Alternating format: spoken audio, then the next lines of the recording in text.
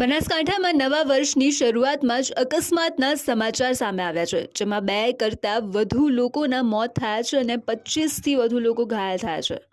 આપ જોઈ રહ્યા છો તે દ્રશ્યો છે 6 લેન ભારત માલા હાઈવેના, જ્યાં મોડી રાત્રે ખાનગી બસ અને ટેન્કર વચ્ચે અકસ્માત થયો હતો। સુઈ ગામના ઊંચોશન નજીક અકસ્માતની ઘટના ઘટી હતી।